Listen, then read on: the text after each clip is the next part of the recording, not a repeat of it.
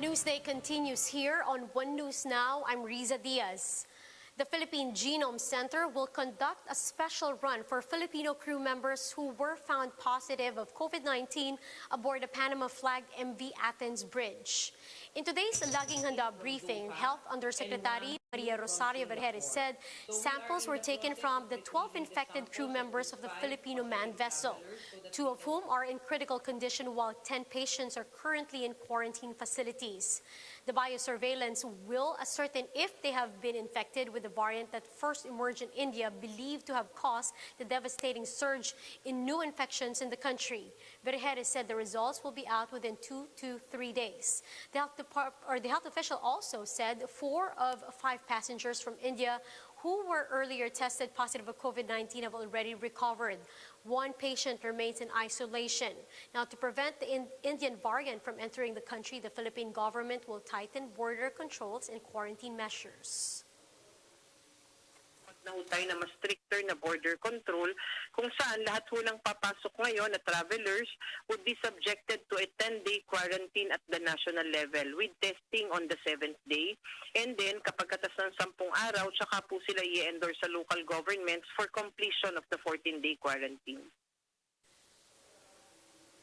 The IATF has allowed point-to-point air travel from the NCR Plus for leisure purposes.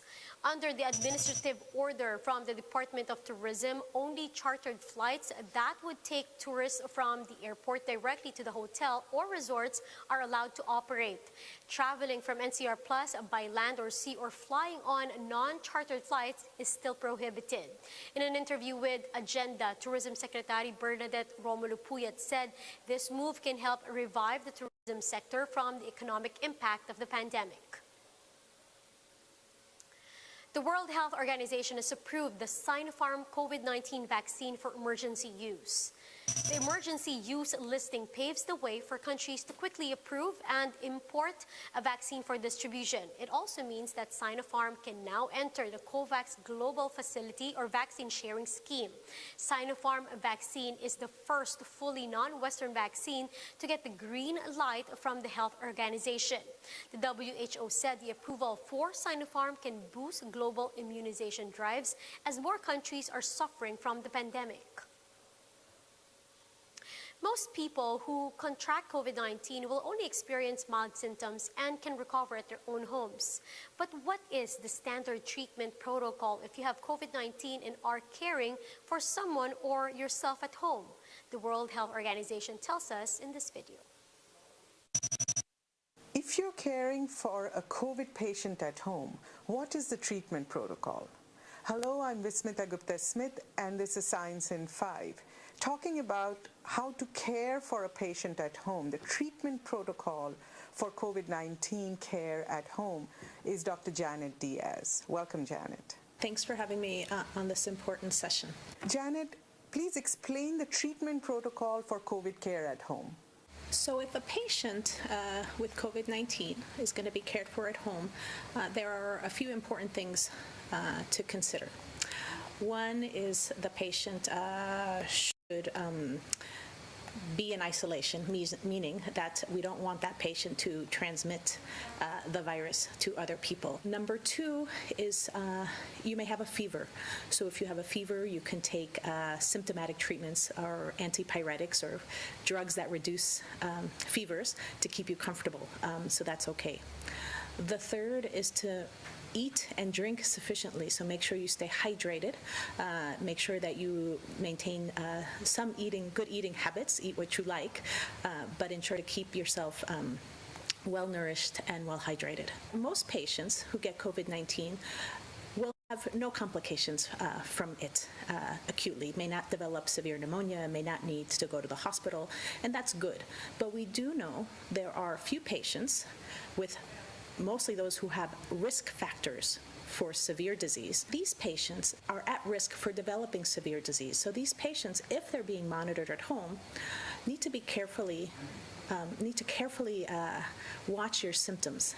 There's one thing I do want to emphasize. SARS-CoV-2, we know, is a virus. So If you have COVID-19, then in patients that are being managed at home, we don't recommend the use of antibiotics. That means medicines that treat bacterial infections because it's a virus infection, so it won't respond to an antibiotic. Janet, we are seeing an increased demand of medicines like remdesivir and also increased appeals for plasma therapy in the treatment of COVID-19. Please tell us what the evidence is telling us about the effectiveness of both remdesivir and plasma therapy.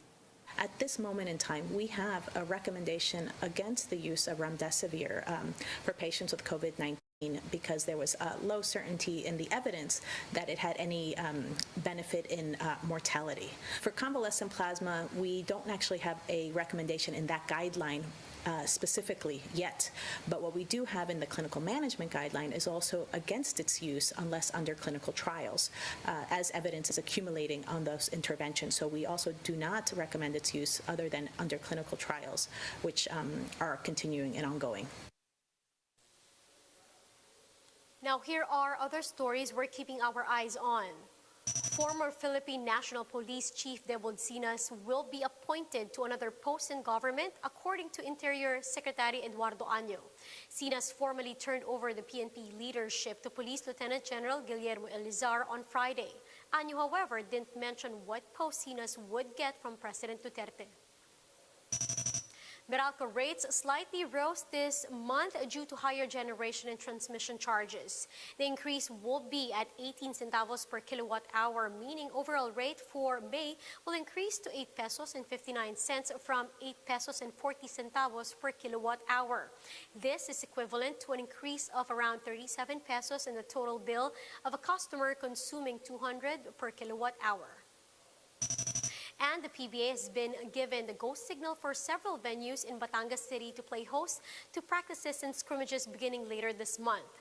This comes as the IAT approved the PBA's request to hold team practices in GCQ and MGCQ areas. Scrimmages can begin on May 18 at the earliest.